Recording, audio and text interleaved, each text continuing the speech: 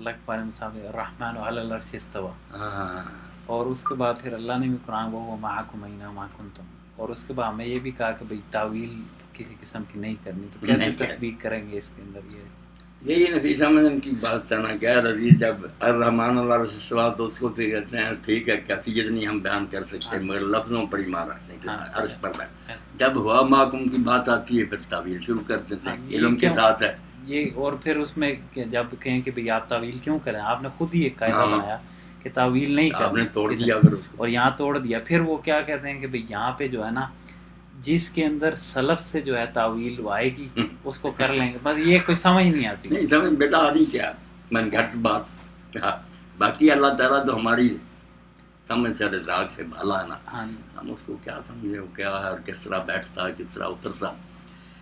مگر تعویل والے لوگ جو ہے نا مسئلہ کو ان کا بہت اچھا، اس سے نا آدمی بہت اعتراضوں سے بچتا ہے. غیر مسلموں کے سامنے اگر یہ تفویض کا مدد پیش کریں کہ ہاں اسی طرح اترتا مگر ہم بتا نہیں سکتے کس طرح اترتا، تو کہیں یار یہ بات ہوئی تو سمجھ نہیں سکتے وہ بیان کیوں ہوئی تھی. پھر وہ تعویل والے جو ہے نا انہوں نے ایسا راستہ اختیار کیا شرعین اور بعض والوں نے کہ وہ قرآن عربی زبان سے محاورے دکھاتے ہیں کہ ہم اپنی طرف سے نہیں کرتے. یہ مثالیں اور جو تشبیہیں تھیں عرب میں رائج تھی، اسی کے مطابق کلام اترا. اس لیے جب وہ کہتے تھے کہ فلاں نے تخت پر قبضہ کر لیا تو مطلب تھا کہ حکومت اس کے ہاتھ میں آ گئی. عرش جو تھا وہ کنایا تھا، نشان تھا اقتدار کا. اس لیے اللہ تعالیٰ نے 6 جگہ یہ بات کہی کہ اس نے آسمان زمین بنائے پھر تخت پر بیٹھا. تو یہی بات ہے جس کو دوسرے لفظوں میں بیدہ الملک کہنا، اسی کے ہاتھ میں بات صحیح ہے. مشرکین جو سمجھتے ہیں کہ پیدا کرنے کے بعد دوسروں کے حوالے کر دیے، غلط. پیدا بھی خود ہی کیا اور اس کے تخت حکومت پر بھی خود ہی بیٹھا، یعنی چلا بھی وہی رہا. یدبر الامر من السماء، کہتے سادہ سی بات ہے، کیوں تخت بناتے ہو پھر اس پر بٹھاتے ہو، پھر جب بات بھی آگے بات پھر کہتے ہیں ہم کیفیت نہیں بیان کر سکے. تو ایسا مسئلہ جو ہے جس کا کوئی سر پیر نہ کیا پھیلا ہے. ہوا محکم کو بھی اگر کیا ہوا کی طرح اللہ تعالیٰ پھیلا، یہ بھی غلط بات، یہ بھی تو تشبیہ دے دی تم نے. اس کا نہ ساتھ ہونے کا کوئی پتہ نہ تخت پر بیٹھنے کا. ہمیں بتایا اگر ہم اس سے جو نتیجہ ہے نا کہ حکومت اسی کی، اس سے کہ وہ بالکل تمہاری نگرانی کر رہا، تمہاری بھلائی کے لیے تمہارے ساتھ ہے. تم اس بات کو پلے باندھو، باریکیوں میں جاؤ گے دور سے ہی جاؤ گے. ہمارے یہاں مولانا ثناء اللہ رحمۃ اللہ نے جب اپنی تفسیر میں تعویل کو اختیار کر لیا نا تو پھر اہل حدیث نے ان کی تفسیر جلائی دی، فتوے دیے کہ کفر پر مشتمل. حج پر آئے سلطان عبدالعزیز رحمۃ اللہ کا زمانہ تھا، اسماعیل غزنوی ان کی بہن بھی ان کے گھر میں تھی. انہوں نے مل جل کر بیٹا یہاں علی ان کو پھنسا دیا. اب قاضی بیٹھ گئے، تلواریں جلاتوں نے کھینچ دی. مولانا کو بلا لیا کہ ان کی حدیث مرائی پر مشتمل تفسیر. انہوں نے کہا یار جو کہتے ہو لکھ دو، میں ملک میں جا کر اسی طرح بدل دوں. جان چھڑائی بیٹا، تقیہ نہ کرتے تو اور کیا کر. جب واپس گئے یہ فیصلہ مکیہ لیے پھر کہ مکہ میں یہ فیصلہ ہو تفسیر میں تبدیلی کرو. اس نے یار کہا یہ فیصلہ تھا یار کہ میں حج کو گیا تلواریں کھینچ لی، میں جاننا چھڑاتا. علم سے بات کرو، اگر کوئی میری بات کرتا ہے صاف کرو، میں نہیں ایسا فیصلے. اور آج تک یہ روپڑی وغیرہ نا یہی کہتے ہیں کون سی تفسیر یہی ہے ایسے ایسے. حالانکہ پڑھے تفسیریں سنائی پتہ لگتا ہے کہ اس دور میں جو اتنے گروہ تھے سناتن دھرمی اور یا یہ عیسائی وغیرہ، ان کا مقابلہ ہو سکتا. ایسی ایسی تشریح کی انہوں نے بالکل عرب محاوروں کے مطابق بات بالکل صاف ہو جاتی. ہاں منصری احمد اللہ.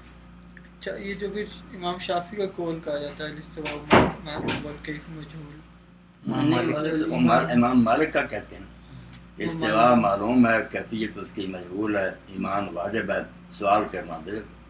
یہ ان کی تو پھر کیسے ہم لوگ سمجھیں گے یہ تو تعویل نہیں کرتے تھے؟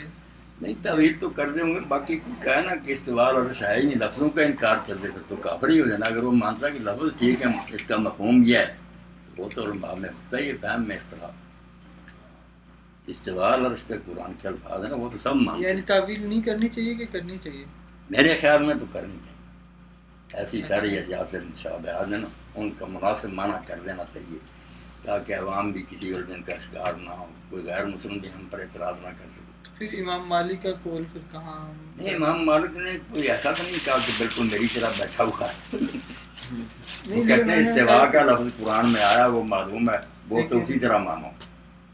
کیفیت مجہول ہے, کوئی نہیں بتا سکتا کس طرح بیٹھا ہے کس میں.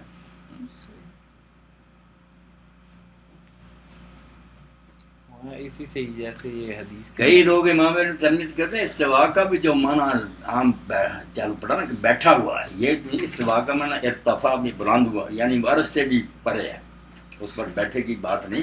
ہم نے عربی محاورہ ثابت کیا کہ استوا عرش کا مراد ہے کہ عرش تک ہی نہیں, صرف وہ عرش سے آگے بھی جو آنا اللہ تعالیٰ اس سے بھی بلند ہے. کئی مفہوم بیٹا ہوتے ہیں, ان پر ایک دوسرے کو کافر نہیں کہنا چاہیے.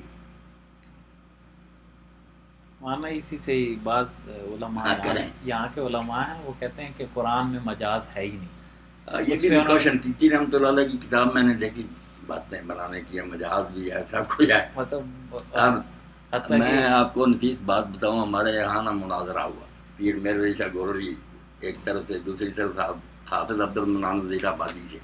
یہ سارے جتنے ہیں نا ثناء اللہ اور سارے حافظ عبد المنان کے شاگرد, بڑے عالم تھے, نابینے تھے. مناظرہ جب شروع ہوا نا تو حافظ عبد المنان صاحب نے کہا کہ تعویل نہیں کرنی. پیر صاحب نے کہا ٹھیک. اب انہوں نے پڑھا من کانا فی حاضی عام فہو فی الآخرۃ عام. یہ نابینے تھے نا کہ جو یہاں اندھا ہے وہاں, انہوں نے کہا نہیں وہاں اندھے سے مراد یہ ہے. انہوں نے کہا یہی تو تعویل ہے. آج پہلے مرحلے پر انہوں نے کہا کہ آپ اندھے کا معنی کیوں بدلنے لگے. تو مجاز اور تعویل سے بغیر چارہ نہیں. ہر زبان میں بیٹا یہ حسن ہے اس کلام. اور مولانا یہ جیسے رات کے بارے میں آتا ہے کہ اللہ تعالیٰ نازل ہوتے ہیں, تو یہ ہر جگہ کے لحاظ سے جو ہے وہ مختلف ہوتا ہے. ہاں جی, تو اس کی کیسے تطبیق کریں گے؟ بس وہ لیلۃ القدر والی بات ہی ہوئی نا. رات بھی بچیاں پوچھ رہی تھیں, امریکہ سے آئی تھی, بڑی پڑھی لکھی, کسی جگہ رات ہوتی ہے اسی وقت کسی جگہ دن ہوتا ہے, تو لیلۃ القدر کا کیا بنتا. میں نے کہا نہیں, یہ پریشان ہونے والی بات نہیں. لیلۃ القدر میں جو کچھ ہے نا وہ ایک لمحہ نہیں کہ آنکھ جھپکنے میں گزر گیا. وہ برکتیں ہیں ایک رات میں مغرب سے لے کر فجر تک. وہ رات جیسے جیسے آتی جائے گی, جیسے ہم شادی کی تاریخ 23 ہے, 23 کسی علاقے میں کسی وقت آئے گی مگر تاریخ وہی رہے گی.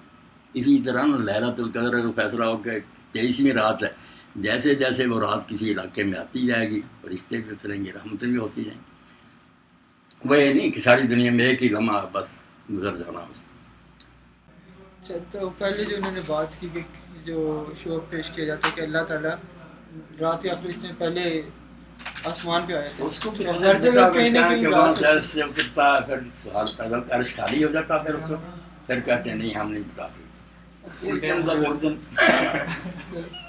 پھر کہتے ہیں ہم کہیں کہ اگر عرش خالی ہو گیا تو اس کی باقی سے بات ختم ہوگی. تو پھر اس کو بندہ کیسے سمجھے؟ اس کو بندہ بس یہی سمجھے, اس کے جو ہے نا نتائج کہ قریب آنے سے نہ پھر آدمی کو ذرا تسلی ہوتی ہے کہ میری فریاد سنی جائے گی. یہ سمجھیں کہ دعاؤں کی قبولیت کا اور رحمت کے نزول کا وقت ہے. بس خلاصہ یہ رکھیں, جیسے کہتے ہیں کہ اس کے گھر میں ہی بادشاہ فرعون تشریف لے آئے, دنیا میں ہم کہتے ہیں, تو یہی بات سمجھ لیں کہ آنا جانا اللہ نے کیا, وہ ساری کائنات اس کے سامنے رائی سے بھی چھوٹی ہے. بس یہی کہ اس وقت وہ اس کی رحمت نا قریب ہوتی ہے, بندہ دعائیں کرے تو بہت قبول ہوتی ہیں. وہ جو نتیجہ تھا نا ان باتوں, وہ لفظوں پر اگر اڑے رہے پھر سوال ہی سوال ہے.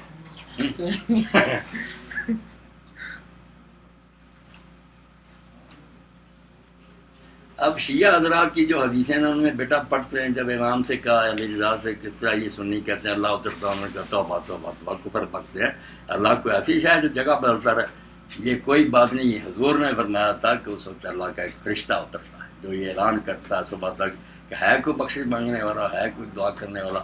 فرشتہ جو ہے نا اللہ کی طرف سے منادی کرنا. اب حدیثوں میں اتنا بیٹا اختلاف ہو گیا, ہمارے اپنے دفتر ہیں ان کے بھی اسی طرح راوی ہیں, پرچے ہوئے ہیں کہ یہ سکہ ہیں, یہ کذاب ہیں.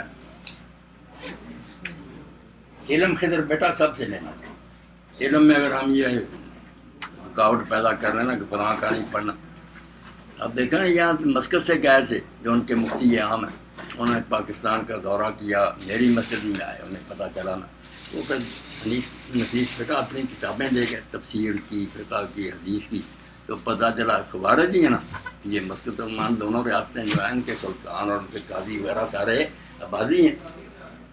انہوں نے خارجیوں میں سے نرم طبقہ جو تھا وہ, کوئی فرق نہیں بیٹا نظر آیا. سنی سنائی بات ہم کہتے ہیں خارجی ہے، کہتے ہیں خارجی ہو گئے. جب پڑھیں کسی گروہ کا پتہ چلتا کہ اتنا نہیں فاصلہ مسلمان گروہ ہیں. جاہلوں کی باتیں خضر اور ہیں، ورنہ علماء نے جو کہ لکھا نا دل کو کلمت سوائے بیننا بینکم ملتی جلتی بات. آپ کو لگتا ہے کہ اتحاد ہو سکتا ہے مسلمانوں میں؟ اتحاد ہو سکتا مگر اس کے لیے علم چاہیے کہ آدمی دیواریں پھاند کر سب کا پڑھے اور نیت یہ رکھے کہ نشان نہیں لگانے معاذروں کے لیے بلکہ توڑنے والی بات. اگر کوئی اختلافی پوائنٹ آئے بھی تو اس کا حل کرنا کہ یار صحیح فلاں شیعہ عالم نے اس کا رد کیا، خارجی نے رد کیا. نیت نیک ہو پر جوڑنے کی باتیں آدمی کرتا ہے. اگر فساد کا ارادہ ہو قرآن سے ہی فساد پیدا کیا جا سکتا